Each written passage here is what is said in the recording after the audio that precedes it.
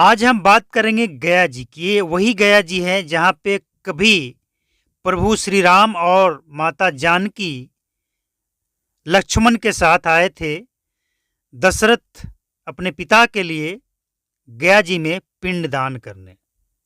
और ये वही गया जी है जहाँ पे आपके पास कुछ भी नहीं है, इसके बावजूद आप अपने पितरों को मोक्ष दिला सकते हैं। गया जी की महिमा अगर आप जानेंगे तो आप मानेंगे कि क्या सचमुच धरती पे आज भी कोई ऐसी स्थल है जहाँ पे पितरों को बिना एक पैसे खर्च किए मोक्ष भी दिया जा सकता है। ये मान्यता है। और जो भारत की संस्कृति, भारत के संस्कार, भारत के सनातन धर्म को मानते हैं और भारत के उन तमाम ग्रंथों को, उन तमाम पुराणों को मानते हैं, और उसी में से एक रामायण है। और उस रामायण में गया जी का जो जिक्र है, उसे मानने वाले लोग जरूर इस रिपोर्ट को देखें। आपको बता दें कि गया जी में सिर्फ गरीब कमजोर लोग आते हैं ऐसा नहीं है। संजय दत्त मुंबई से चलकर अपने माता पिता के लिए पिंडदान करने आते हैं। बाबा बागेश्वर भी गया जी आते हैं। इसके अलावे बिहार के जो वर्तमान राज्यपाल हैं वह भी अपने पितरों के लिए पिंडदान करते हैं।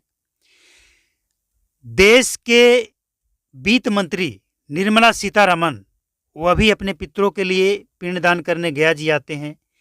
देश के उपराष्ट्रपति धनखड़ साहब वह भी अपने पितरों के पिंडदान करने के लिए गया जी आते हैं। और इतना ही नहीं, बड़े बड़े नेता, बड़े बड़े उद्योगपति, बड़े बड़े सेलिब्रिटी सब चलकर गया जी आकर अपने पितरों को पिंडदान करने आते हैं। ये महिमा है। अगर कुछ लोग आते, अनपढ़ लोग आते, तो आप इसे अंधविश्वास कह सकते थे। लेकिन जहां देश के राष्ट्रपति, बड़े बड़े उद्योगपति ये सब आते हों, कुछ तो बात है।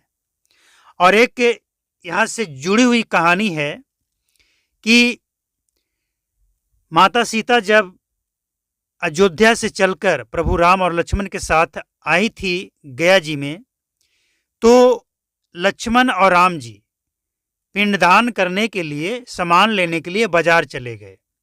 बाजार से आने में उनको काफी देर हो गई।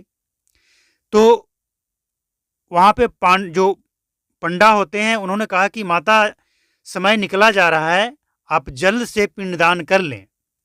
तो माता घबरा गई कि अब तो शाम होने को सचमुच आया और प्रभु राम और लक्ष्मण अब तक आए नहीं सामान लेकर, पिंडदान होगा कैसे।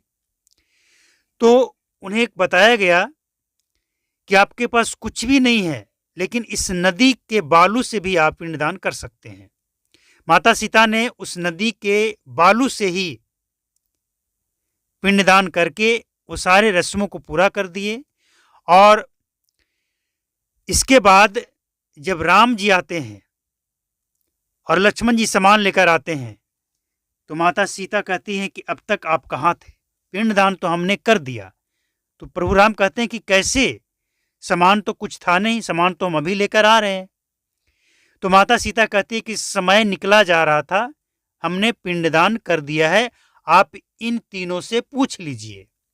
किन तीनों से? वो फल्गु नदी, जिस नदी के बालू से पिंडदान माता ने की। दूसरा, एक गैया चर रही थी, उस गैया से। और तीसरा, एक बरगद का पेड़ था। लेकिन हैरानी की बात यह है कि तीनों ने गवाह देने से, हां कहने से मना कर दिया। तो माता सीता ने तीनों को श्राप दे दिया। आज भी आप गया जी आएंगे तो गया का फल्गु नदी का दोनों किनारा पानी से भरा हुआ कभी नहीं मिलेगा, चाहे जितना भी बरसात हो जाए। ये श्राप है माता सीता का कि हम श्राप देते हैं, गवाही नहीं देने के बाद ये श्राप देते हैं कि तुम्हारा किनारा, दोनों किनारा पानी से कभी नहीं भरेगा, तुम सूखे ही रहोगे। और वो आज भी सूखा ही रहता है। दूसरा श्राप गैया को दिया गया कि आपने मेरी सच्चाई का गवाही नहीं दिया, तो आपको ये श्राप देते हैं कि घर घर का जूठन खाना पड़ेगा, जो आज गैया को जूठा खाना पड़ता है। इसके बाद बरगद को पेड़ को भी श्राप दिया गया। बरगद के पेड़ ने भी मना कर दिया था गवाही देने से। तो ये तीनों श्रापित आज भी गया जी में देखने को मिलता है। इसके बाद कहा 5 जाता है, लेकिन वैसे 3 ही है। कौवा के बारे में भी कहा जाता है, कुछ और भी कहा जाता है, लेकिन 3 ही है। और ये जो मान्यता है। और एक और बात आपको हम बता दें कि अगर आप गया जी में आना चाहते हैं तो एक गलती आपको कभी नहीं करनी है। कुछ पंडा जो है वो क्या कराते हैं कि पिंडदान के लिए जो गोदावरी सरोवर है वहां पे भी करवा देते हैं। वहां पे आपको कभी नहीं करना है। पिंडदान के लिए सबसे बेस्ट और सबसे जो मान्यता वाली स्थान है वो है नदी।